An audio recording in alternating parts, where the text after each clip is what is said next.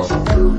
Heard him at his feet up in the village in Liberia. Nigga getting chain, rest in peace to my superior. Superior, superior.